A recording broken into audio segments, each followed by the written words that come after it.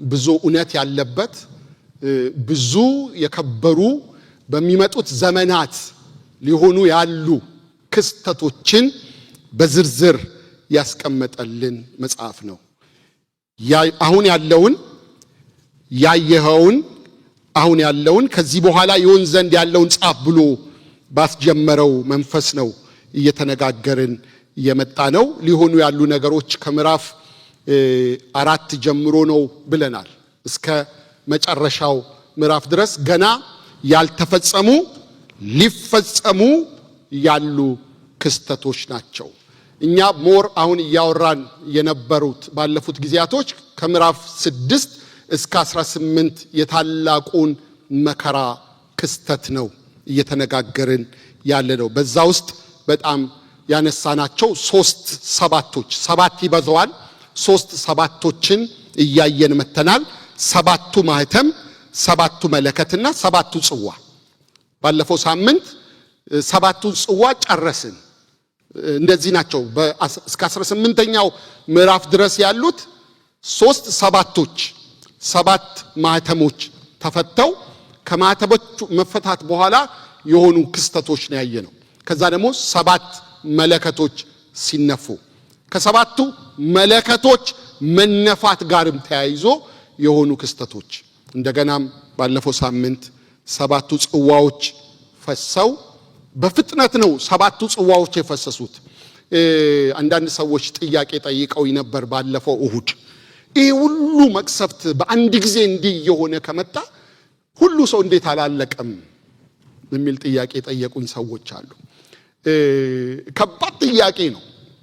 የሆነ የነበረው እየተከሰተ የነበረው እግዚአብሔር ያደረገው የነበረው ቁጣና ፍርድ ብዙዎች ላይ እየተገለጠ የመጣ ነው እና ምንድነው በተለይ ምዕራፍ 16 ላይ ያየነው 7ቱ ጽዋዎች መፍሰስ በጣም የአጭር ጊዜ ናቸው። ከባድ ስለሆኑ በጣም ከባድ ስለሆኑ በአጭር ጊዜ እየተከሰቱ በላይ በ7ቱ ዓመት የመጨረሻው ሞመንት ላይ የሚሆኑ ናቸው እንጂ ኤክስቴንድድ ለሆነ ጊዜ ቢሆን ቁስሉ በሰዎች ላይ የሚቆየው አይተርፉም። ልክ ናችሁ። ልክ በግብጽ አገር በተወሰነ ቀናት እግዚአብሔር ፍርዱን ያረግባቸዋል፣ ከዛ ደግሞ ይቀይረዋል፣ ሌላ ፍርድ ያረግባቸዋል። እንደሱ ልታስቡ ትችላላችሁ ማለት ነው። ባለፈው ሳምንት ምዕራፍ 16ን ስናይ 7ቱ ጽዋዎች የፈሰሱበትን መንገድ ነው የተመለከትነው። አንደኛ በምድር ላይ ሲፈስ በሰው ሁሉ ላይ ቁስል እንደሆነ አይተናል። ሁለተኛ በባህር ላይ ሲፈስ ደም ሆነ ይላል። ሶስተኛ በምንጮች ላይ ሲፈስ አሁንም ደምና ሞት ሆነ ይላል። አራተኛ በፀሐይ ላይ ጽዋው ሲፈስ ትኩሳት ፀሐይ በኃይል የምታቃጥል ሆነች፣ ሐሩር ሆነ። አምስተኛው በአውሬው ዙፋን ላይ ጽዋው ሲፈስ ጨለማ ሆነ። ስድስተኛ በኤፍራጥስ ወንዝ ላይ ጽዋው ሲፈስ ወንዙ ደረቀ። ሰባተኛ በአየር ላይ ጽዋው ሲፈስ መብረቅ፣ ነጎድጓድ፣ የምድር መንቀጥቀጥና በረዶ ሆነ። ልክ ምዕራፍ 16 ላይ ከቁጥር 17 እስከ 19 ካያችሁ 7ኛው ጽዋ በፈሰሰ ጊዜ ትንሽ ወደፊት ሄጄ ነው ይሄን ማነሳላችሁ። 7ኛው መልአክ ጽዋውን በአየር ላይ አፈሰሰ። በቤተ መቅደስ ውስጥ ካለው ዙፋን ተፈጸመ የሚል ታላቅ ድምጽ ወጣ ይላል። ተፈጸመ የሚል አሁን የጽዋው መፍሰስ የእግዚአብሔር ቁጣ የእግዚአብሔር ፍርድ ተፈጸመ የሚል ታላቅ ድምጽ እንደወጣ ይናገራል። ከዚያም መብረቅ ድምጽ፣ ነጎድጓድና ታላቅ የምድር መናወጥ ሆነ። ሰው በምድር ላይ ከተፈጠረ ጀምሮ እንዲህ ያለ ታላቅ የምድር መናወጥ ታይቶ አይታወቅም። ነውጡም እጅግ ታላቅ ነበር። ታላቂቱ ከተማ ከሶስት ተከፈለች፣ ኢየሩሳሌምን ማለት ነው። የሕዝቦች ከተሞች ፈራረሱ። ከተማ ነው እየፈራረሰ ያለው ከምድር መንቀጥቀጥ የተነሳ። እግዚአብሔርም ታላቂቱን ባቢሎንን አስታወሰ፣ በብርቱ ቁጣው የወይን ጠጅ የተሞላውን ጽዋ ሰጣት ብለን ነው የጨረስነው። ማንን አስታወሰ? ባቢሎንን አስታወሰ። ስለዚህ አሁን ቀጥታ ስለ ባቢሎን ነው የምናየው ማለት ነው። በዚህ የሰባተኛው ጽዋ መፍሰስ ውስጥ ተፈጽሟል እንዳልነው ተፈጸመን ያለን ልክ ምዕራፍ 16 ያየነው ክስተት ከሆነ በኋላ ኢሚዲየትሊ መሆን የነበረበት ምዕራፍ 19 ቁጥር 11 ነበር። ሰማይ ተከፍቶ በአምባ ላይ ፈረስ ላይ ጌታ ኢየሱስ ክርስቶስ ተመልሶ መምጣት ነበር መሆን የነበረበት። ክሮኖሎጂካል ኦርደሩ ከ16ኛው ምዕራፍ መጨረሻ ቀጥታ መግባት የነበረብን 19ኛው ምዕራፍ ቁጥር 11 ላይ ነበር። አንዳንድ ጊዜ ከዚህ በፊት ሁለት ቦታ ላይ ልክ ሰባተኛው ማህተም ከተፈታ በኋላ ትንሽ የጋፕ ጊዜ የእግዚአብሔር የምህረት ጊዜ የ144 ሺዎቹ ምልክት መደረግን ነው ያየነው ባለፈው ጊዜ። እንደገናም ደግሞ ሰባቱ መለከት ከተነፋ በኋላ ሌሎች ክስተቶች ሆነዋል። በርካታ ክስተቶች ክፍተት ተፈጥሯል። ስለዚህ አሁንም ልክ ሰባተኛው ጽዋ ከፈሰሰ በኋላ የባቢሎንን ቁጣ ነው የሚያሳየን። በባቢሎን ላይ እግዚአብሔር የሚወስደውን እርምጃ ነው የሚያሳየን። ስለዚህ በባቢሎን ላይ የሚወሰደው እርምጃ ከሰባተኛው ጽዋው መፍሰስ ጋር የተገናኘ ነው ማለት ነው። ታሪኩ ምዕራፍ 17 እና ምዕራፍ 18 ላይ ቢቀመጥም የተያዘ ነገር አለው። ይሄን የራእይን መጽሐፍ ስንማር 14:8 ላይም እንደገና ምዕራፍ 16:19 ላይ ባቢሎን ወደቀች የሚል ቃል አንብበናል። ደጋግሞ በተለይ በዚህ በሰባቱ ዓመት መከራ ውስጥ ወደ 44 ጊዜ ባቢሎን ተጠቅሳለች። በመጽሐፍ ቅዱስ ውስጥ በመቆጠር ደረጃ ቢቆጠር የቆጠሩ ሰዎች በአብዛኛው የተጠራች ከተማ ማናት ብለው ሲያጠኑ ማን ትመስላችኋለች? መጽሐፍ ቅዱስ ውስጥ በጣም የተጠቀሰች ከተማ አዲስ አበባ፣ ኢየሩሳሌም። ልክ ነው፣ ኢየሩሳሌም ናት። በጣም ተጠቅሳለች ብዙ ጊዜ። ሁለተኛ በመጠቀስ መጽሐፍ ቅዱስ ውስጥ የሁለተኛውን ደረጃ የምትይዝ ማነች? ዝዋይ ማነች?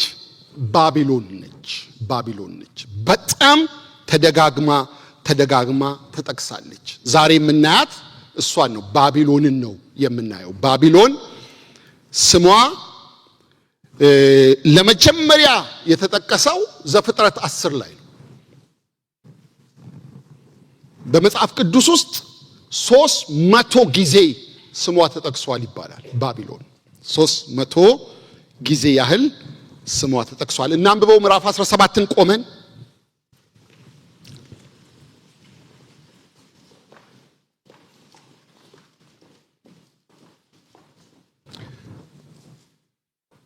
ጌታ ያክብራችሁ። በኢየሱስ ክርስቶስ ስም አነባለሁ። ሰባቱንም ጽዋዎች ከያዙ ከሰባቱ መላእክት አንዱ መጥቶ ና በብዙ ውሃዎች ላይ የተቀመጠችውን የታላቂቱን ጋለሞታ ፍርድ አሳይሃለሁ። የምድርም ነገስታት ከእርሷ ጋር ሴሰኑ፣ በምድርም የሚኖሩ ከዝሙቷ ወይን ጠጅ ሰከሩ ብሎ ተናገረኝ። በመንፈስም ወደ በረሃ ወሰደኝ። የስድብም ስሞች በሞሉበት 7 ራሶችና 10 ቀንዶችም ባሉበት በቀይ አውሬ ላይ አንዲት ሴት ተቀምጣ አየሁ። ሴቲቱም በቀይና በሐምራዊ ልብስ ተጎናጽፋ በወርቅና በከበሩ ድንጋዮች በዕንቆችም ተሸልማ ነበር። በእጇም የሚያጸይፍ ነገር የዝሙቷም እርኩሰት የሞላበት የወርቅ ጽዋ ያዘች። በግንባሯም ምስጢር የሆነ ስም ታላቂቱ ባቢሎን የጋለሞታዎች የምድር ርኩሰት እናት ተብሎ ተጻፈ። ሴቲቱም በቅዱሳን ደምና በኢየሱስ ምስክሮች ደም ሰክራ አየኋት። ባየኋትም ጊዜ እጅግ ታላቅ ድንቅ አደነቅኩ። መልአኩም አለኝ የምትደነቅ ስለምንድን ነው? የሴቲቱን ምስጢርና የሚሸከማትን 7 ራሶችና 10 ቀንዶች ያሉትን የአውሬውን ምስጢር እኔ እነግርሃለሁ። ያየኸው አውሬ አስቀድሞ ነበረ፣ አሁንም የለም፣ ከጥልቁም ይወጣ ዘንድ አለው፣ ወደ ጥፋትም ይሄዳል። ስሞቻቸውም ከዓለም ፍጥረት ጀምሮ በሕይወት መጽሐፍ ያልተጻፉ በምድር የሚኖሩ አውሬው አስቀድሞ እንደነበረ አሁንም እንደሌለ ነገር ግን እንዳለ ሲያዩ ይደነቃሉ። ጥበብ ያለው አእምሮ በዚህ ነው። 7ቱ ራሶች ሴቲቱ የተቀመጠችባቸው 7 ተራራዎች ናቸው። 7 ነገስታት ደግሞ ናቸው። 5ቱ ወድቋል፣ አንዱም አለ፣ የቀረውም ገና አልመጣም። ሲመጣም ጥቂት ጊዜ ሊቆይ ይገባዋል። የነበረውና የሌለውም አውሬ ራሱ ደግሞ 8ኛው ነው፣ ከ7ቱም አንዱ ነው፣ ወደ ጥፋትም ይሄዳል። ያያቸው 10 ቀንዶች ገና መንግስትን ያልተቀበሉ 10 ነገስታት ናቸው። ዳሩ ግን ከአውሬው ጋር ለአንድ ሰዓት እንደ ነገስታት ስልጣን ይቀበላሉ። እነዚህ አንድ ሐሳብ አላቸው። ኃይላቸውንና ስልጣናቸውንም ለአውሬው ይሰጣሉ። እነዚህ በጉን ይወጋሉ። በጉም የጌቶች ጌታና የነገስታት ንጉስ ስለሆነ እነርሱን ድል ይነሳል። ከነርሱም ጋር ያሉ የተጠሩና የተመረጡ የታመኑም ደግሞ ድል ይነሳሉ አለኝም። ጋለሞታይቱ የተቀመጠችባቸው ያየሃቸው ውሃዎች ወገኖች፣ ብዙ ሰዎች፣ አሕዛብም ቋንቋዎችም ናቸው። ያየሃቸው 10 ቀንዶች አውሬው ጋለሞታይቱን ይጣላሉ፣ ባዶዋንና ራቁቷን ያደርጓታል፣ ስጋዋንም ይበላሉ፣ በእሳትም ያቃጥሏታል። እግዚአብሔር ሐሳቡን እንዲያደርጉ አንድንም ሐሳብ እንዲያደርጉ የእግዚአብሔር ቃል እስኪፈጸም ድረስ መንግስታቸውን ለአውሬው እንዲሰጡ በልባቸው አግብቷልና። ያያት ሴት በምድር ነገስታት ላይ የምትነግስ ታላቂቱ ከተማ ናት። አባት ሆይ ይህንን ቃል አንተ አስተምረን፣ አንተ ተናገረን። በዚህ ቃል ውስጥ የሚጠቅመንን እውነት ስጠን። በጌታ በኢየሱስ ክርስቶስ ስም አሜን። ጌታ ይባርካችሁ።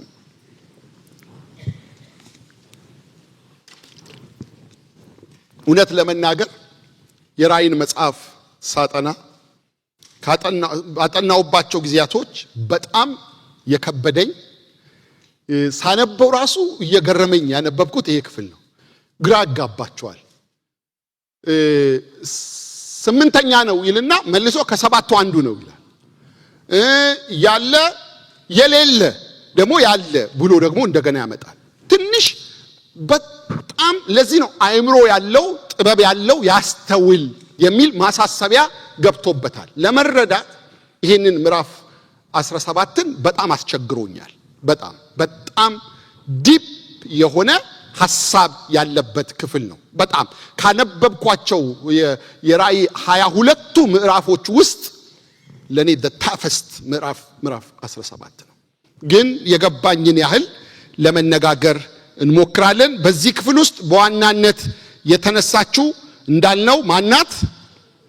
ባቢሎን ናት። አመንዝራይቱ ሴት ይላታል። ባቢሎን ቅድም እንዳልኳችሁ ለመጀመሪያ ጊዜ ስሟ የተጠቀሰው ዘፍጥረት ምዕራፍ 10 ላይ ነው። ከተማን በመስራት የጀመረው ቃየል ነው። ከእግዚአብሔር ፊት ወጣ፣ ኖድ ወደሚባል ምድር ሄደ፣ ከተማ ሰራ ይላል። ከዛ በኋላ የአመጻቸው መጠን እየጨመረ ሲመጣ እግዚአብሔር የጥፋት ውሃ መጣና ሰውን በሙሉ አጠፋ። ከኖህና ከ3 ልጆቹ ከሚስቶቻቸው በስተቀር ማለት ነው። 8 ነፍስ ዳነ። ከዛ ከጥፋት ውሃ መልስ እንደገና መኖር ሲጀመር የኖህ የልጅ ልጅ ናምሩድ የተባለ ሰው ነው ባቢሎንን የሰራት። ናምሩድ በጣም ጀግና እንደሆነ መጽሐፍ ቅዱስ ይናገራል። ስለሱ ስታነቡ ምዕራፍ 10 ላይ ዘፍጥረት ላይ ኃያል ሰው ነው ይላል። በዛ ዘመን ገዝፎ ገኖ ታላቅ ሆኖ የወጣ ሰው ነው። ናምሩድ የስሙ ትርጉም አመጽ ማለት ነው፣ አመፀኛ ነው። ስለዚህ እንደምታውቁት ዘፍጥረት 11 ላይ የባቢሎንን ግንብ ለመስራት ያስተባበረው ናምሩድ ነው። የጥፋት ውሃ መጥቶ ምድርን አጥፍቷል። በዚህ በጣም ይናደድ እንደነበረ ይነገራል። በጣም ስለዚህ እንደገና የጥፋት ውሃ መጥቶ ሊያጠፋው የማይችል ግንብ እንስራ ብሎ የቀሰቀሰው ህዝቡን ያስተባበረው ከተማይቱ እንድትሰራ ያደረገው ናምሩድ ነው። ባቢሎን የተሰራችው በዛ ጊዜ ነው። ባቢሎን በጣም በሚገርም ሁኔታ ህንጻውን ለመስራት ሞክረዋል። ብዙ ጊዜ ያው ስለ ህንጻው ስናስብ ሰማይን እንንካ አይነት ነገር ነው አይደለም የሚለው ክፍሉ። ግን ሐሳባቸው የሰማይን አማልክት ለማምለክ ፀሐይን፣ ጨረቃን ለማምለክ አስበው እንጂ እነሱ በጣም ረጅም ሰማይ ጠቀስ ህንጻ ለመስራት አይደለም። የርዝመቱ ጉዳይ አይደለም። የህንጻው መንፈስ የባዕድ አምልኮ፣ የጣዖት አምልኮ፣ ፀሐይ እንዲመለክ፣ ጨረቃ እንዲመለክ ለማድረግ የተደረገ ነው። ስለዚህ ምዕራፍ 17ን ስናይ የሃይማኖታዊ ገጽታዋን ነው የምናየው። ባቢሎንን ስናይ ምዕራፍ 18 ላይ ደግሞ ፖለቲካዊ ገጽታዋን የሐሰተኛው ክርስቶስ መናገሻ መኖሪያ ዋና ስፍራው ሆና ነው ምዕራፍ 18 ላይ የምናገኛት። ስለዚህ ይሄን ባክግራውንድ እንድታስቡ ኃጢአት በሰፊው የተሰራጨው፣ አመጽ በሰፊው የተስፋፋው፣ ስልጣኔ በሰፊው የመጣው የባዕድ አምልኮ፣ የጣዖት አምልኮ፣ የኮከብ ቆጠራ፣ የመናፍስት አሰራር በኃይል የተገለጠው በባቢሎን ነው፣ በናምሩድ አማካኝነት። ባቢሎን መገለጫዋ የርኩሰት መገለጫ፣ ጉልምትና እያለ የሚያነሳት ከአምልኮ አንጻር እግዚአብሔር እንዳይመለክ የሚያደርግ መንፈስ ነው። ከእግዚአብሔር ይልቅ ጣዖት እንዲመለክ፣ የባዕድ አማልክት እንዲመለኩ፣ ፀሐይና ጨረቃ እንዲመለክ የሚያደርግ መንፈስ ነው። ይሄ የኤልዛቤል መንፈስም በሲዶና ከባቢሎን ወደዛ እንደሄደ ይነገራል ማለት ነው። ስለዚህ ይቺ ሴት አመንዝራይቱ ሴት ወይም ደግሞ ታላቂቱ ከተማ የወደቀችው ባቢሎን የሃይማኖት መገለጫ መልክ ነች። ወይም ደግሞ ሐሰተኛው ነቢይ የሚመራው ተቋም ነው። ከባህር የወጣውን አውሬ ሐሰተኛ ክርስቶስ ብለን አይተናል። ከምድር የወጣው አውሬ ደግሞ ሐሰተኛው ነቢይ ብለን አይተናል። ስለዚህ ሐሰተኛው ነቢይ የሃይማኖቱን ኃይል የሚቆጣጠር ይሆናል። ሃይማኖትን በሙሉ በቁጥጥሩ ስር የሚያደርገው ሐሰተኛው ነቢይ ነው፣ ለሐሰተኛው ክርስቶስ እንዲመች ማለት።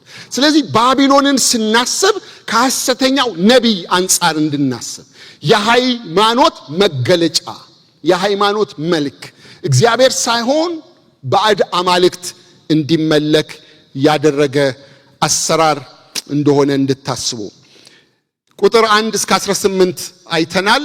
አመንዝራይቱን ሴት ውድቀት፣ የባቢሎንን ውድቀት እየተመለከትን እንሄዳለን። ባቢሎን ምዕራፍ 14 ቁጥር 8 ላይ ሌላም ሁለተኛ መልአክ ሕዝቦች ሁሉ የዝሙቷን ቁጣ ወይን ጠጅ እንዲጠጡ ያደረገች ታላቂቱ ባቢሎን ወደቀች እያለ ተከተለው ይላል። ይህንን መልእክት በሚናገርበት ጊዜ ምዕራፍ 14 ላይ አክቹዋል በዛ ሰዓት መውደቁ አይደለም፣ ግን መልእክት ነው። ሊፈጸም ያለውን ነገር ነው የሚናገረው። አሁን በምናነበው ክፍል ውስጥ ነው ውድቀቷ የሚሆነው ማለት ነው። ይሄ የባቢሎን መንፈስ እርኩሰትን፣ አመፃን፣ ኃጢአትን፣ የባዕድ አምልኮን የሚያደርግ ሃይማኖታዊ መዋቅር እንደሆነ እንድታስቡ። ምዕራፍ 17 ላይ የሚያነሳት ባቢሎን ሃይማኖታዊ መዋቅር እንጂ በዚህ በባግዳድ አጠገብ የነበረችውን የጥንት የፈረሰችውን ባቢሎንን ለማለት አይደለም። ሲስተሙን ነው የጀመረው ዘፍጥረት 11 ላይ ስለሆነ ይሄ አሰራር፣ ይሄ የባዕድ አምልኮ የጀመረው ዘፍጥረት 11 ላይ ቅጥር ሰርተው ጨረቃና ፀሐይን ለማምለክ ሲያስቡ እግዚአብሔር ምን አደረጋቸው? ቋንቋቸውን ደባለቀባቸው። ባቢሎን ማለት ድብልቅ ማለት ነው። ተደበላለቀባቸው። መግባባት አልቻሉ።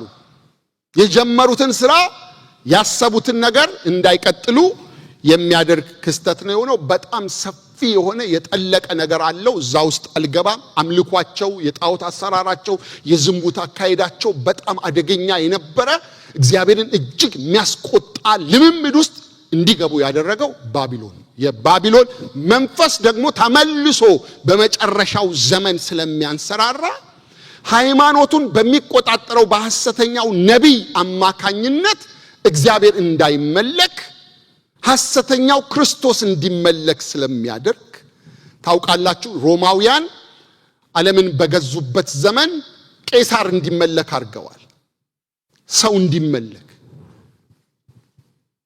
ከእግዚአብሔር ይልቅ ነገስታቶች እንዲመለኩ አድርገዋል።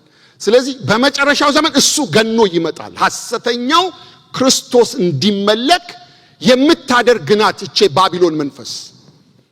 እሱን ነው እግዚአብሔር የሚቀጣው፣ የሚጥለው፣ እርምጃ የሚወስደው። ከሰባተኛው ጽዋ መፍሰስ ጋር ተያይዞ ቀስ እያልን ሐሳቡን እያየን እንሂድ። ቁጥር 1 እና 2 ላይ ሰባቱን ጽዋዎች ከያዙት ከሰባቱ መላእክት አንዱ መጥቶ እንዲህ አለኝ፣ ና በብዙ ውኆች ላይ የተቀመጠችውን የታላቂቱን አመንዝራ ፍርድ አሳይሃለሁ። የምድር ነገስታት ከእርሷ ጋር አመነዘሩ፣ የምድር ነዋሪዎችም በዝሙቷ የወይን ጠጅ ሰከሩ። ለሐዋርያው ዮሐንስ ከሰባቱ ጽዋዎች እያፈሰሰ ከነበረው መልአክ አንዱ ምናልባት ሰባተኛውን ያፈሰሰው ይመስለኛል። ናና አሳይሃለሁ፣ በብዙ ውኆች ላይ የተቀመጠችውን ታላቂቱን አመንዝራ እግዚአብሔር የሚፈርድባትን ፍርድ አሳይሃለሁ ይለዋል።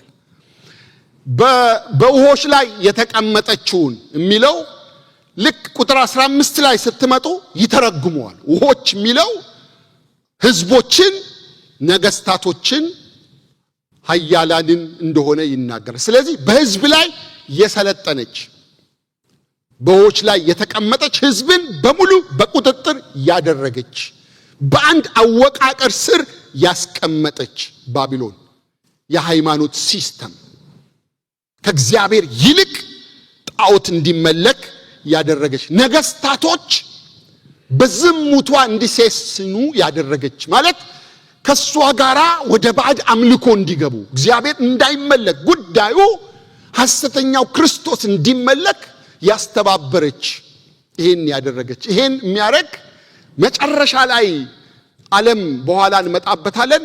አወቃቀሩ ወደ አንድ እንትን ይመጣል አይደለ? ይሄ አሁን የጀመረው ግሎባላይዜሽን ዓለም በአንድ ሲስተም ውስጥ ትገባለች። አንድ ሲስተም የሚቆጣጠራት ትሆናለች በመጨረሻው ጊዜ ማለት ነው። በዛ በአንዱ ሲስተም አማካኝነት እግዚአብሔር እንዳይመለክ፣ የእግዚአብሔር ስም እንዳይጠራ፣ ራሱን እግዚአብሔር ነኝ ብሎ በሚገልጠው በሐሰተኛው ክርስቶስ በኩል ምስጋና ወደሱ እንዲመጣ የምታደርግ ኢኩሜኒካል ሪሊጂየስ ዩኒቲ የሚባል ይመጣል። ሁሉን ሃይማኖት አንድ የሚያደርግ አወቃቀር ይመጣል። ምናልባት አማኞች ስለሌለን ክርስትናን እንዴት አድርጎ እዛ ውስጥ እንደሚያስገባው ባላቅም ሁሉም ሃይማኖት ወደ አንድነት ይመጣሉ። ምናልባት አንዳንድ ጊዜ አይታችሁ ሊሆን ይችላል አንድነን ሲሉ የተለያዩ ሃይማኖቶች እየተገናኙ። ይሄን ብዙ ጊዜ የምታረገው ቫቲካን ናት። የሙስሊሞችን መሪ፣ የዚህ የቡድሃን መሪ፣ የተለያየ ሃይማኖት መሪ እየጠራች አቀባበል የምታደርግ በጣም ምቹ ሁኔታ የምትፈጥር አንድነት የምታውጅ አብረን እንሁን የምትል የቫቲካን ከቫቲካን የሚወጣ አይነት ነገር በጣም ብዙ ዜናዎች ላይ እንሰማለን። ስለዚህ እየሄደ ያለው አንድ ሃይማኖት እንዲኖር የሚያደርግ ሲስተም ነው ማለት ነው። ሃይማኖቱ ደግሞ የሚያደላው ወደ ሐሰተኛው ክርስቶስ ብቻ። ኦፍ ኮርስ በዛ ጊዜ የዳኑ 144 ሺዎቹ ይኖራሉ ማለት ነው። ቁጥር 3 ላይ ቀጥሎም መልአኩ በመንፈስ ወደ በረሃ ወሰደኝ። በዚያም አንዲት ሴት በስድብ ስሞች በተሞላ 7 ራሶችና 10 ቀንዶች ባሉት ቀይ አውሬ ላይ ተቀምጣ አየው ይላል። 7 ራሶችና 10 ቀንዶች ያለው አውሬ ማን ነው ብለናል? ከዚህ በፊት ምዕራፍ 13 ላይ ሐሰተኛው ክርስቶስ ከባህር የወጣው 7 ራሶች አሉት፣ 10 ቀንዶች አሉት። ከምድር የወጣው ሐሰተኛው ነቢይ ደግሞ 2 ቀንድ አለው። ስለዚህ አሁን በመንፈስ ወደ በረሃ ወሰደ። የእግዚአብሔር ፍርድ መቃረቡን፣ የእግዚአብሔር ቁጣ በሐሰተኛው ክርስቶስ ላይ የሚገለጠውን የመጨረሻውን የእግዚአብሔርን እርምጃ እንዲያስብ ወደ በረሃ ወሰደኝ ይላል። በስድብ ስሞች በተሞላ 7 ራሶችና 10 ቀንዶች ባሉት ቀይ አውሬ ላይ ተቀምጣ አየው። ያቺ ሴት አመንዝራይቱ ሴት ባቢሎን፣ ሪሊጂየስ መዋቅር፣ ሃይማኖት፣ ክርስቶስ የሌለበት አንድነት፣ ክርስቶስን ያገለለ የጨለማ አሰራር አውሬው የነገሰበት። እንደውም በዚህኛው የምታዩት የሃይማኖት መዋቅሩ በአውሬው ላይ ተቀምጣ ነው የሚለው። የተደነቀው ተደነቀ የሚለው ዮሐንስ እንዴት ነው በአውሬው ላይ እሷ የተቀመጠችው በሚል ነው የተደነቀው። በኋላ ላይ ግን በእነሱም መካከል የሚፈጠር ትልቅ ጦርነት እንዳለ ታያላችሁ። ቁጥር 4 እስከ 6 ሴቲቱም ሐምራዊና ቀይ ልብስ ተጎናጽፋ ነበር፣ ደግሞም በወርቅ በከበሩ ድንጋዮችና በዕንቆችም አጊጣ ነበር። በእጇም በሚያስጸይፍ ነገርና የዝሙት እርኩሰት የሞላበትን የወርቅ ጽዋ ይዛ ነበር። በግንባሯም ላይ እንዲህ የሚል የምስጢር ስም ተጽፎ ነበር፣ ታላቂቱ ባቢሎን የአመንዝሮችና የምድር እርኩሰቶች እናት። አያችሁ፣ ሴቲቱም በቅዱሳን ደምና በኢየሱስ ምስክሮች ደም ሰክራ አየው ይላል። እዚህ ላይ ቁጥር 4 ላይ የዘረዘራቸውን ልብሶች ካያችሁ ሊቀ ካህን የሚለብሰው ልብስ ነው። እንደገናም ደግሞ መገናኛው ድንኳን ውስጥ ያለ ሐምራዊ፣ ቀይ የከበሩ ድንጋዮች፣ የወርቅ የሚላቸው ነገሮች ከመቅደሱ ከመገናኛው ድንኳን ወይም ሊቀ ካህኑ ከሚለብሰው። ስለዚህ ነው የሪሊጂየስ መዋቅር የሃይማኖት መዋቅር ስለ ባቢሎን ሲያወራ ስለ ሃይማኖት አንድነት መጨረሻ ላይ አንድ ስለሚሆን የክርስቶስ ተቃዋሚ መንፈስ ነው እየነገረን ያለው። አጊጣ ነበር፣ እንደዚህ ለብሳ ነበር። ዝሙቷ፣ እርኩሰቷ፣ ጣዖት አምላኪነቷ። ታላቂቱ ባቢሎን የአመንዝሮችና የምድር እርኩሰት እናት ምንጭ ናት። እሷ ባቢሎን ታውቃላችሁ፣ ቅድም እንዳልኳችሁ የጀመረው በእሷ ነው። የምድር እርኩሰት፣ የምድር አመጽ፣ የጣዖት አምልኮ፣ የኮከብ ቆጠራ፣ የመናፍስት አሰራር የወጣው ከባቢሎን ነው። ስለዚህ እናት ናት። ጀማሪ ስለሆነች፣ ሶርስ ስለሆነች፣ ምንጭ ስለሆነች፣ በሷ የወጣ ስለሆነ የርኩሰት የአመጻ ምንድናት? እናት ናት ይላል። ሴቲቱም በቅዱሳን ደምና በኢየሱስ ምስክሮች ደም ሰክራ አየኋት ይላል። ማለት ብዙ ቅዱሳን ተገለዋል በባቢሎን መንፈስ ማለት ነው። ቤተ ክርስቲያንን ያሳደደ የፖለቲካ መዋቅር ይመስላችኋል? ሞር ያሳደደ ብዙ ክርስቲያኖችን የጨፈጨፈው የኮሙኒዝም መንፈስ አይደለም። በብዙ ቅዱሳን ሞት እጃቸው ያለ የሪሊጂየስ መዋቅሮች ናቸው። ብዙ ቦታ የተገደሉ በተለይ በ16ኛው ክፍለ ዘመን በ15ኛው ክፍለ ዘመን የተነሱ የተሐድሶ ሰዎች፣ የተሐድሶ መሪዎች መጽሐፍ ቅዱስ ለመተርጎም ወደ እንግሊዘኛ ለመተርጎም የደከሙ አባቶች፣ የእምነት ጀግኖች የተገደሉት በካቶሊክ ቤተክርስቲያን ነው። ብዙ ደም ፈሷል። ክሩሴድስ ቸርችን ያደረገችው የብዙ አማኞች ህይወት ሉተርን እግዚአብሔር ጠብቆት እንጂ ለመግደል ያላደረጉት ጥረት አልነበረም። የተሐድሶ እንቅስቃሴ የተገታው እርምጃ ይወሰድ የነበረው በብዙ የቅዱሳን ደም ሰክራለች። እኛ ሀገር ኮሙኒዝም ካሳደደን በላይ ኦርቶዶክስ ቤተክርስቲያን ያሳደደችን ይበልጣል። የመቃብር ቦታ መንግስት አይደለም የከለከለን፣ የሃይማኖት መዋቅሩ ነው፣ ሪሊጂየስ ኢንቲቲው ነው። እሱን ነው የሚነግረን። የብዙ ቅዱሳን ደም በእጇ ሰክራ ነበር፣ ብዙ አፍስሳለች፣ ብዙ ገላለች ይለናል።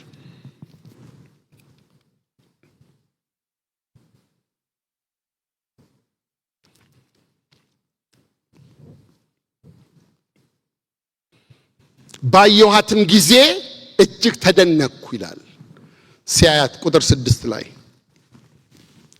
ከዚያም መልአኩ እንዲህ አለኝ፣ የምትደነቀው ለምንድን ነው? የሴቲቱን እርሷ የተቀመጠችበትንም እንዲሁም 7 ራሶችና 10 ቀንዶች ያሉትን የአውሬውን ምስጢር እነግርሃለሁ አለኝ። ሲደነቅ 7 ራሶች 10 ቀንዶች አይተዋል። ምንድነው እያለ እየተገረመ ባለበት እነግርሃለሁ ይለዋል። ቁጥር 8 ላይ ይነግረዋል። ያየው አውሬ ቀደም ሲል ነበር። እዚህ ጋር ነው በጣም የሚገርመኝ አገላለጡ። አሁን ግን የለም ይላል። በኋላም ከጥልቁ ጉድጓድ ይወጣል ይላል። ግራ ይጋባል በእውነት። ወደ ጥፋትም ይሄዳል። ዓለም ከተፈጠረ ጀምሮ ስማቸው በሕይወት መጽሐፍ ተጽፎ ያልተገኘ የምድር ነዋሪዎች አውሬው ቀድሞ የነበረ አሁን ግን የሌለ በኋላም የሚመጣ መሆኑን ሲያዩ ይደነቃሉ ይላል። ይሄ ጌታ ኢየሱስ ክርስቶስን ኮፒ እንደሚያደርግ ብዙ ጊዜ አንስተናል። ጌታ ኢየሱስ ያለ የነበረ የሚኖር ነው። ይሄኛው ደግሞ ያለ ይልና ደግሞ ያልነበረ አሁን ደግሞ የሌለ በኋላ ግን የሚመጣ በኋላ ይሄን ወረድ ስንል ትንሽ ለማየት እንሞክራለን። ቁጥር ምዕራፍ 13 ቁጥር 1 ላይ ስለ ከባህር ስለወጣው አውሬ ይነግረናል ራእይ። እንደገናም ቁጥር 11 ላይ ከምድር ስለወጣው አውሬ ስለ ሐሰተኛው ክርስቶስና ስለ ሐሰተኛው ነብይ ነው። እሱን እንለፈው። 7ቱ ራሶች ምስጢሩን ሲናገር ይህም ጥበብ ያለው አይምሮ ይጠይቃል። 7 ራሶች ሴቲቱ የምትቀመጥባቸው 7 ተራሮች አሁን እየተረጎመልን ነው። 7 ራሶች ሴቲቱ የምትቀመጥባቸው 7 ተራሮች ናቸው ይልና እነርሱም ደግሞ 7 ነገስታት ናቸው። ተራሮች አለ። ከዛ ደግሞ ምንድናቸው? 7 ነገስታት ናቸው። 5ቱ ወድቀዋል፣ አንዱ አለ፣ ሌላው ገና አልመጣም። ሲመጣ ግን ሊቆይ የሚገባው ለጥቂት ጊዜ ነው። ልብ በሉ። ቀድሞ የነበረውና አሁን የሌለው አውሬ 8ኛው ንጉስ ነው ይልና እንደገና ደግሞ እርሱም ከ7ቱ አንዱ ሲሆን ወደ ጥፋቱ ይሄዳል ይላል። እቺን ትንሽ እንድናያት ፈልጋለሁ። እዚህ ጋር የሮም ከተማ የተመሰረተችው በ7 ተራራዎች ላይ ነው ይባላል። በ7 ኮረብቶች ላይ ነው ይባላል። እና ይሄንን ክፍል 7 ራሶች ሴቲቱ የተቀመጠችባቸው 7 ተራራዎች ነው ስለሚል ሮምን ለማመልከት ነው የሚል ሐሳብ ይነሳል። ግን ወዲያው ከተራራ ደግሞ ይወጣና 7 ነገስታት ናቸው ይላል። ሴትዮዋ የተቀመጠችባቸው ስንት ነገስታት? 7 ነገስታት ናቸው። 5ቱ ደግሞ ምን ሆነዋል? ወድቀዋል። 5ቱ የሉም። አንዱ አለ። አሁን አንዱ አለ፣ ሌላው ገና አልመጣም። ስለዚህ ዮሐንስ ራእዩን በሚያይበት ጊዜ ነው ይሄ ንግግር እየተነገረው ያለው። ለዮሐንስ ይገባዋል። እኛም ይሄን ጥቂት ለማየት እንሞክራለን። ምንድነው እያለ ያለው ብለን እንድናስብ። ናቡከደነጾር ዳንኤል 2 ላይ ያየው ህልም አለ፣ ትዝ ይላችኋል። ስለ 4 ነገስታቶች አይቷል። የወርቅ፣ የብር፣ የነሐስ እንደገና የብረትና የሸክላ ይላል። ከዛ ደግሞ 10 ጣቶች የቆመ የሰው ምስል ነው። ምስሉ ላይ ደግሞ የረገጠበት 10 ጣቶች ደግሞ እንዳሉ ይናገራል ማለት ነው። ስለዚህ እዚህ ክፍል ውስጥ ስንት ነገስታቶች አሉ ማለት ነው? ቢያንስ 4 ነገስታቶች አሉ ናቡከደነጾር ባየው ህልም ውስጥ ማለት ነው። አንደኛ የባቢሎን መንግስት፣ የባቢሎን ኤምፓየር አለ። ከዛ ደግሞ የፔርሺያ አለ።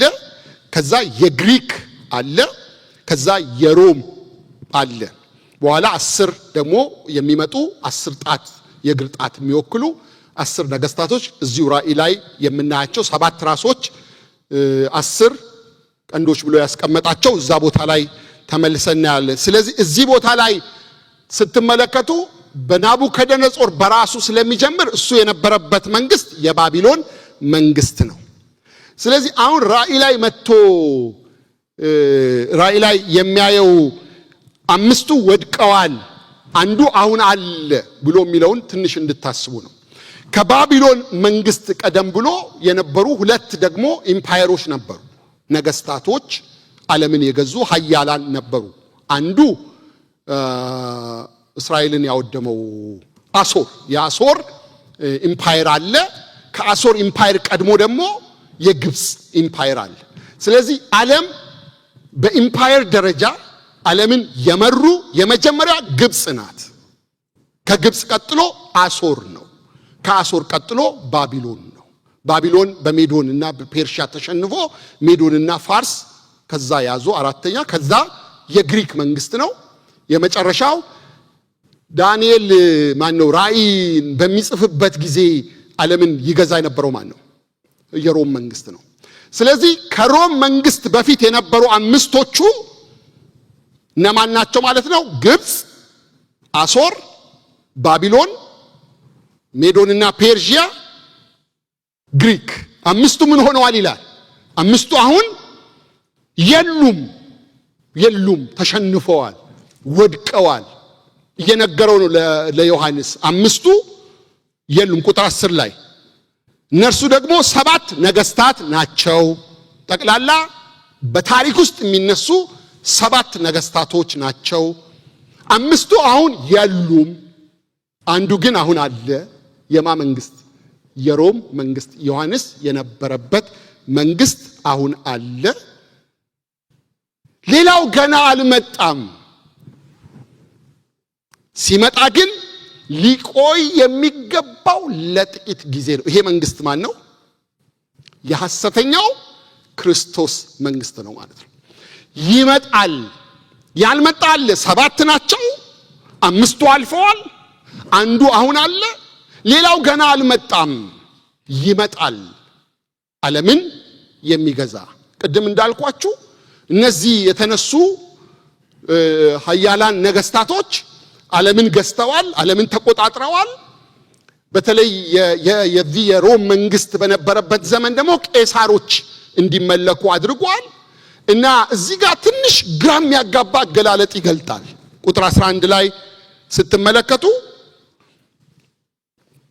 ቀድሞ የነበረውና አሁን የሌለው አውሬ 8ኛው ንጉስ ነው ይልና እርሱም ከ7ቱ አንዱ ሲሆን ወደ ጥፋቱ ይሄዳል።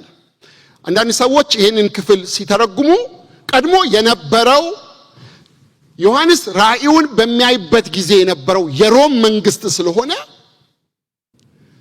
አሁን ግን የሌለው በመጨረሻው ጊዜ ያልነበረ ይሆንና እንደገና ግን ተመልሶ የሚመጣው ብሎ ራሱ የሚያነሳው የሮምን መንግስት ሊሆን ይችላል ይላሉ።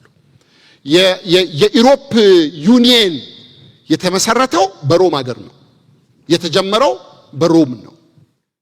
ግን ተመልሶ አንሰራርቶ ዓለምን መልሶ የሚቆጣጠረው የሮም መንግስት ነው፣ የጣሊያን መንግስት ነው የሚል ብዙ ምልከታዎች ቢኖሩም ግን በአጠቃላይ የተባበሩት የኢሮፕ መንግስታት ሊሆኑ ይችላሉ። እንደውም አንድ ሰው ምን አለ? ትራምፕ ከኢሮፕ ጋር ያለውን ጉዳይ ማቋረጡ በጣም ደስ ብሎኛል አለ አንድ ፓስተር። ምክንያቱም በመጨረሻው ዘመን የዓለም ነገር በሙሉ በቁጥጥር ስር የሚሆነው በኢሮፓውያን መንግስታት ነው ብለዋል። የኢሮፕ መንግስታት አሁን 10 ብለን ያልናቸው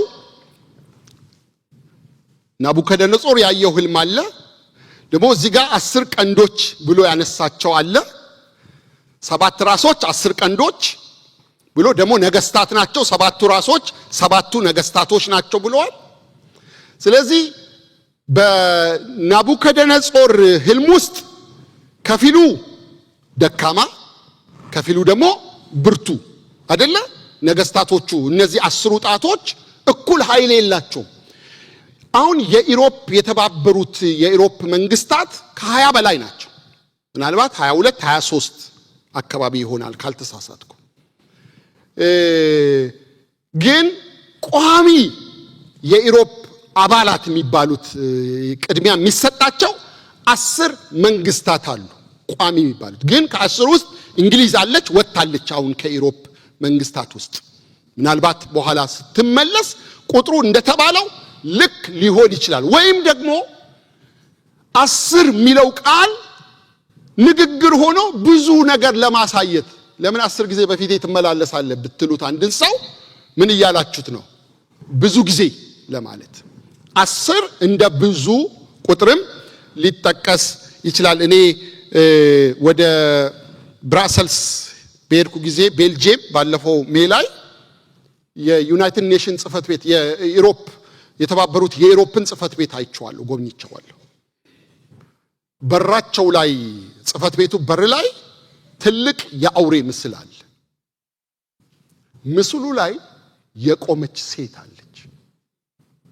እነዚህ ሰዎች ራእይን ምዕራፍ 17ን አንብበው ነው ወይስ የትንቢቱ መፈጸሚያ ሳያውቁት እየሆኑ ነው ብላችሁ እንድትጠይቁ ያደርጋል። ይሄንን በአይኔ አይቻለሁ። ስለዚህ ሊሆን ያለው 5ቱ ወድቀዋል፣ አንዱ አለ፣ 6ኛው ሌላ ገና አልመጣም፣ 7ኛው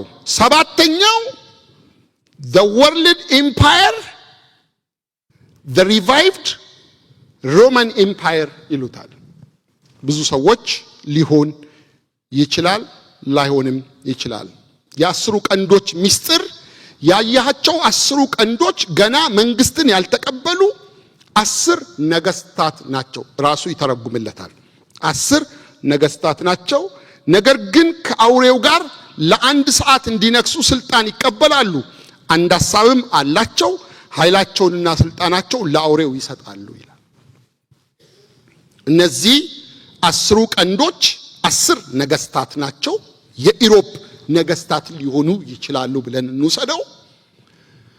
የሚሰለጥኑት ደግሞ ለአጭር ጊዜ ነው። ለአንድ ሰዓት ነው ማለት በጣም ለአጭር ጊዜ ነው። ኢቭን ሐሰተኛው ክርስቶስ እንኳን ስልጣኑ የሚቆየው ለአጭር ጊዜ ነው። ቢበዛ ለ7 ዓመታት ነው። ከዛ በኋላ የአርማጌዶን ጦርነት ይሆናል። ጌታ ኢየሱስ ክርስቶስ ከሰማይ ይመለሳል። ሰማይ ይከፈታል። ጌታ ከቅዱሳኑ ጋር ይመጣል። እነዚህን ነገስታቶች በጉን ሊወጉ የወጡትን ነገስታቶች ያጠፋቸዋል። መቼም ከኢየሱስ ጋር ይሄ ድሮን መድፍ ምናምን የሚታኮሱ አይመስለኝም። እሱ እኮ የነገስታት ንጉስ ነው። በትንፋሹ ሊያጠፋቸው የሚችል አምላክ ነው። በኢየሩሳሌም በደብረ ዘይት ተራራ ወርዶ በሜጊዶ በአርማጌዶን ላይ በሚደረገው ጦርነት ጊዜ ተገልጦ ያጠፋቸዋል። ከሱ ጋር እንዴት ሊዋጉ ይችላሉ? ምን አቅም አላቸው? እሱ ሁሉን የሚገዛ አምላክ ነው። ስለዚህ እነዚህ 10 ነገስታቶች አንድ ሐሳብ አላቸው፣ ልዩነት የላቸው። ዓላማቸው ሐሰተኛውን ክርስቶስ ማተለቅ ነው። ለሱ ፈቃድ መገዛት ነው። ኃይላቸውን ስልጣናቸውን ለአውሬው ይሰጣሉ ማለት ያላቸውን ሰራዊት ያላቸውን ነገር በሙሉ ለአውሬው ያስረክባሉ ማለት ነው። የዎቹ ምስጢር ቅድም ነግሬያቸዋለሁ። መልአኩም እንዲህ አለኝ፣ አመንዝራይቱ የተቀምጣባቸው ያያቸው ውሆች፣ ወገኖች፣ ብዙ ሰዎች፣ ህዝቦችና ቋንቋዎች ናቸው። የሰለጠነችው አመንዝራይቱ በሰዎች ላይ፣ በብዙ ህዝቦች ላይ፣ በብዙ ነገስታት ላይ፣ እሱም የሃይማኖት አወቃቀር ነው ብለናል።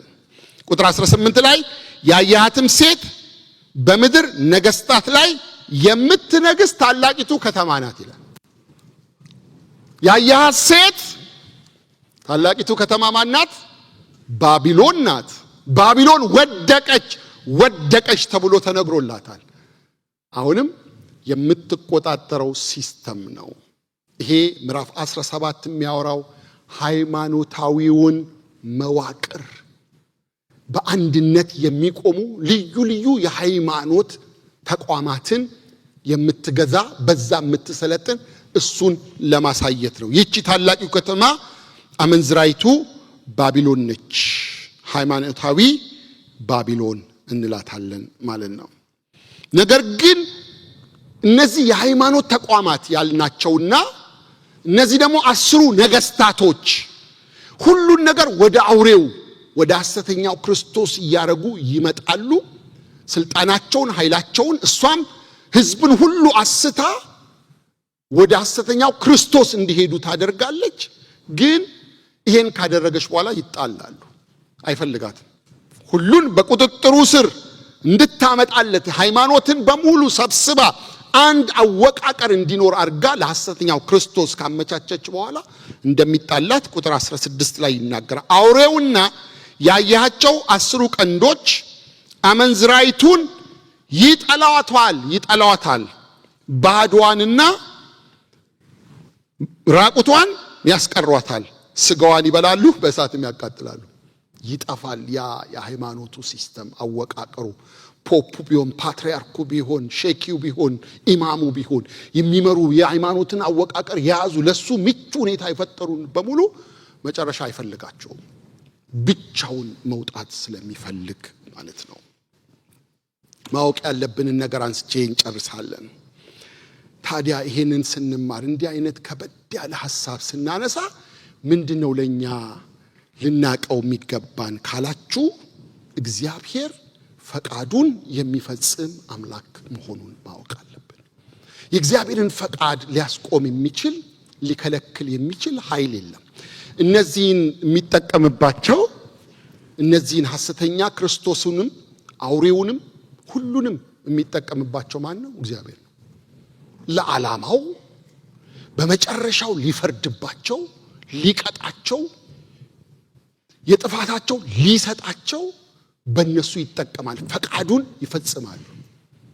የእግዚአብሔር ሰይጣን የሚባል መጽሐፍ አለ። አንድ ሰው ይጻፈው። ሰይጣን የእግዚአብሔር ሰይጣንን እግዚአብሔር ለራሱ ዓላማ ሊጠቀምበት ይችላል። እግዚአብሔር የእግዚአብሔርን ፕሮግራም እንዲያደርግ ማለት ነው። እየሆነ ያለው በሙሉ ከእግዚአብሔር ቁጥጥር ውጭ ነው እንዴ? እግዚአብሔር የሚያየው እግዚአብሔር የሚፈቅደው እግዚአብሔር እንዲሆን አስቀድሞ የወሰነው ነው። ስለዚህ እግዚአብሔር ፈቃዱን ይፈጽማል። ቁጥር 17 ላይ ሲናገር የእግዚአብሔር ቃል እስኪፈጸም ድረስ እቅዱን እንዲፈጽሙ አያችሁ፣ ደግሞም በአንድ ሐሳብ እንዲስማሙ ስልጣናቸውንም ለአውሬው እንዲሰጡ ይህን ሐሳብ በልባቸው ያኖረ ማን ነው? እግዚአብሔር ነው ይላል። እነዚህ የሃይማኖት መዋቅሩም የፖለቲካውም ሰዎች ነገስታቶችም በሙሉ ለአውሬው ሁሉን ያመቻቹለት እግዚአብሔር እንዲያደርጉ ስለወሰነ ነው። ስለዚህ እግዚአብሔር ፈቃዱን ይፈጽማል። የእግዚአብሔር ፈቃድ ይሆናል። እየሆነ ያለው ነገር ሁሉ የእግዚአብሔር ፈቃድ ስላለ አሁን ሊመጣ ያለውን ታላቁን መከራ በጾምና በጸሎት ማስቆም እንችላለን? ይቻላል? አይቻልም። የማፈቃድ ስለሆነ እግዚአብሔር በዚህ መንገድ ዓለምን መዝጋት ስለፈለገ የመጨረሻውን ዓለም መቆለፍ የፈለገው እግዚአብሔር አዲስ ሰማይ አዲስ ምድር እንዲኖር ማድረግ የፈለገው ይሄን መንገድ ሄዶ ነው የፈቀደው። በዚህ ጎዳና ውስጥ እንዲሆን ነው። በቃ ፈቃዱን እግዚአብሔር ይፈጽማል። ይሄ ማለት በእኛም ህይወት ማለት ነው። በእኛም የዕለት ተዕለት ኑሮ ማለት ነው። እግዚአብሔር ልናቀው የሚገባን እውነት ምንድነው? አሁን ያነሳናቸው ይሄ ቀንዱ ራሱ ባህሩ ምኑ ባይገባን እንኳን እግዚአብሔር ፈቃዱን በኔ ህይወት ይፈጽማል የሚለው እውነት ከገባን በቂ ነው። እግዚአብሔር በህይወታችን ፈቃዱን የሚፈጽም አምላክ ነው። ማንም የእግዚአብሔርን ፈቃድ ሊያስቆመው እንደማይችል እናውቃለን። ቁጥር 13 እና 14 ምዕራፍ 16 ላይ ከዚያም ከዘንዶ አፍ ከአውሬው አፍና ከሐሰተኛው ነቢይ አፍ እንቁራሪትን የሚመስሉ 3 ርኩሳን መናፍስት ሲወጡ አየው። እነርሱም ምልክቶች የሚያደርጉ የአጋንንት መናፍስት ናቸው ይልና ሁሉን በሚችል አምላክ ታላቅ ቀን ለሚሆን ጦርነት እንዲሰበስቧቸው ወደ ዓለም ሁሉ ነገስታት ይሄዳሉ ይላል። ሁሉን በሚችል አምላክ ታላቅ ቀን ለሚሆን ጦርነት እግዚአብሔር ለቀጠረው እግዚአብሔር ፈቃዱ ለሆነው ጦርነት እንዲሰበሰቡ ያደርጋል ማለት ነው። ሁለተኛው ማወቅ ያለብን እግዚአብሔር መንግስቱን ያጸናል። አልቲሜት ግብ የእግዚአብሔር መንግስት እንደሚጸና እንድታስቡ ነው። ኃያላን ተነስተዋል። የግብጽ መንግስት ወድቋል። የአሦር መንግስት ወድቋል። ባቢሎን ዛሬ የለም። ሜዶንና ፋርስ ዛሬ የለም። ግሪክ የለም። የሮም መንግስት የለም። የሚመጣውም የሐሰተኛው ክርስቶስ መንግስት እሱም ይፈርሳል። አንድ ትንሽ ድንጋይ ያ ናቡከደነጾር ያየውን ህልም ከተራራ ወረደችና መታች ይላል። ፈጨች፣ አደቀቀች፣ ትልቅ ተራራ ሆና ቆመች። እሷ ናት የእግዚአብሔር መንግስት። ሁሉን የምትፈጭ፣ ሁሉን የምታሸንፍ፣ ሁሉንም የምታደቅቅ፣ ብቻዋን ግን ከፍ ብላ የምትወጣ የእግዚአብሔር መንግስት አለች። ለዚህ ነው ስትጸልዩ ፈቃድህ በሰማይ እንደሆነ እንዲሁ በምድር ትሁን፣ መንግስት ትምጣ ብላችሁ ጸልዩ የተባለው። እግዚአብሔር መንግስት የሚጸና መንግስት ነው። ቁጥር 14 ላይ እነዚህ 10 ነገስታት በጉን ይወጋሉ፣ በጉ ግን ድል ይነሳቸዋል። ምክንያቱም እርሱ የጌቶች ጌታና የነገስታት ንጉስ ነው። ከእርሱ ጋር ያሉ የተጠሩት የተመረጡትም የታመኑትም አብረው ድል ይነሳሉ ይላል። እሱ የጌቶች ጌታ የነገስታት ንጉስ ነው። ስለዚህ መንግስቱን ያጸናል። የሚጸና የማ መንግስት ነው? የእግዚአብሔር መንግስት ነው። የሚጸና የኢየሱስ ክርስቶስ መንግስት ነው። ይሄንን ሁሌ ልናስብ ይገባናል። ቁጥር 5 ምዕራፍ 1 ለወደደን ከኃጢአታችንም በደሙ ነፃ ላወጣን ለአምላኩና አባቱን እንድናገለግል መንግስትና ካህናት ላደረገን ለእርሱ ክብርና ኃይል ከዘላለም እስከ ዘላለም ይሁን አሜን። ምዕራፍ 22 17 ላይ መንፈስና ሙሽራይቱ ና ይላሉ፣ የሚሰማም ና ይበል፣ ጌታም አዎን በቶሎ እመጣለሁ ይላል። አሜን። ጌታ ኢየሱስ ሆይ ቶሎና ማራናታ። ይሄ ያየነው ሁሉ ይቀየራል። አዲስ ሰማይ አዲስ ምድር አለ። ተስፋ አለን። ጌታ ይመጣል። ለኔና ለናንተ ክርስቶስን ላገኘን ዳግም ልደት ላገኘን ከጌታ ጋር ለታረቅን ወገኖች ሆይ ታላቅ የምስራች አለን። በጉ ለኛ ታርዶ እኛን ዋሽቶናል። በጨለማ ያሉ ሞት የሚጠብቃቸው የዘላለም ፍርድ የሚጠብቃቸው እግዚአብሔር ይራራላቸው፣ ወደ ክርስቶስ ወደ ልጁ መንግስት እንዲመጡ ያድርጋቸው። የሰማነውን እግዚአብሔር ይባርክልን። እንጸልያለን። ሃሌሉያ። ጌታን መቀበል የሚፈልግ ሰው ካለ እዚህ ጉባኤ ውስጥ ይሄን ታላቅ አምላክ የጌቶች ጌታ የነገስታት ንጉስ የሆነውን ጌታን ያልወሰነች ነፍስ በእውነት ፍርድ አለ፣ ሞት አለ፣ የመጨረሻ ቁጣ አለ የሚመጣ። ከዛ ለመዳን ብቸኛው መንገድ ኢየሱስ ነው።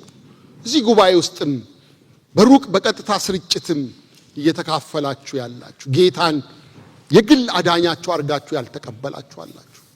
ልጸልይላችሁ። እጆቻችሁን አንሱ።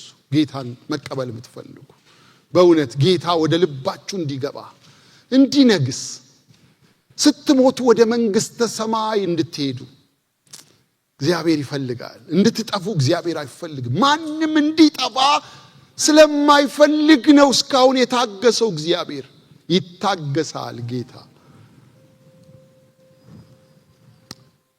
ሆይ በጨለማ ያሉ ወደ ብርሃን ይምጡ፣ በሞት ጎዳና ያሉ ወደ መዳን ይምጡ። አንተ ካሉበት ጨለማ መንጭቀህ አውጣቸው፣ መዳን ይሁንላቸው። ክርስቶስ በልባቸው ይንገስ፣ ይዳኑ። ጌታ ሆይ አንተ አግኛቸው። ያልዳኑ ቤተሰቦቻችን፣ ወዳጆቻችን፣ ጓደኞቻችን ጌታ ሆይ እንድታስባቸው እንጸልያለን።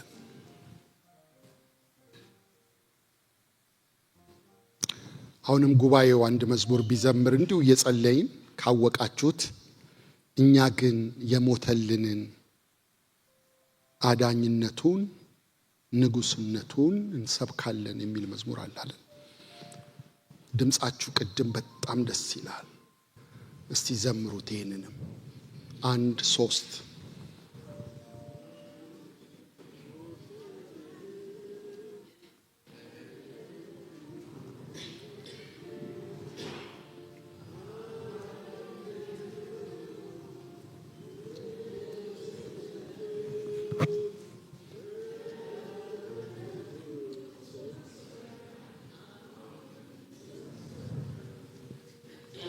ቆመን እንዘምረው ድምጻችንን ከፍ አድርገን።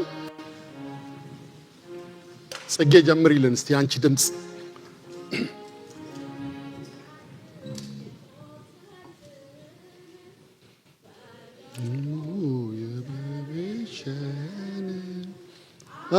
አዳኝነቱ ንጉስነቱ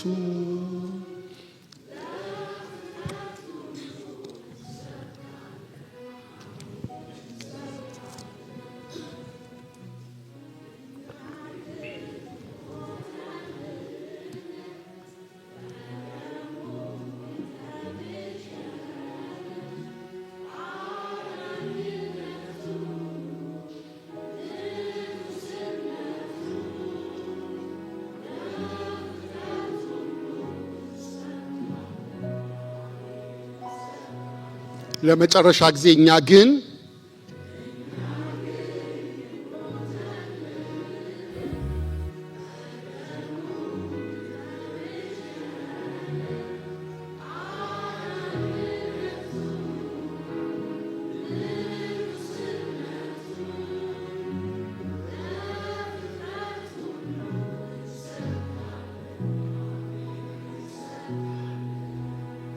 ሃሌሉያ።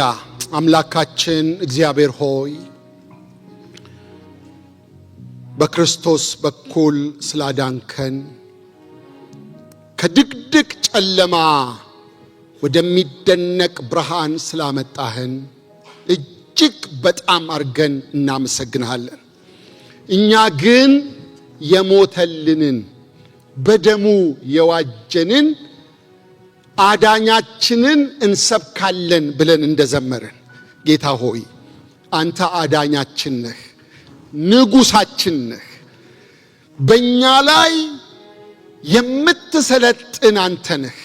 ጌታ ሆይ ክብር ምስጋና ሁሉ ለስም ይሁን። መንግሥትህ ትምጣ፣ ፈቃድ በሰማይ እንደሆነች እንዲሁ በምድር ትሁን። አንተ ግዛ፣ ዓለምን የምትገዛ አንተ ነህ። በዚች ቤተ ክርስቲያን በእያንዳንዳችን ሕይወት ውስጥ አንተ ግዛ፣ አንተ ሰልጥን። ይሄን ስላደረክ ስላዳንከን ወደ ክብር ስላመጣህን ክብር ምስጋና ለስም ይሁን። ሳምንታችንን ላንተ አሳልፈን እንሰጣለን። መውጣት መግባታችን ባንተ ቁጥጥር ስር ይሁን። ከክፉ ነገር ሁሉ ጠብቀን፣ ወደ ፈተና አታግባን። በከበረው በልጅ በኢየሱስ ደም ሸፍነን። ስለሰማና ከብረሃለን በጌታ በኢየሱስ ክርስቶስ ስም። እግዚአብሔር ይባርካችሁ፣ እግዚአብሔር ይጠብቃችሁ፣ እግዚአብሔር ፊቱን ያብራላችሁ፣ ሰላሙን ይስጣችሁ። የእግዚአብሔር አብ ፍቅር፣ የልጁም የኢየሱስ ክርስቶስ ጸጋ፣ የመንፈስ ቅዱስ ኅብረት ከሁላችንም ጋር ይሁን። አሜን አሜን። ጌታ ይባርካችሁ። ወደ ሻይ ወደ ቡና እንሄዳለን።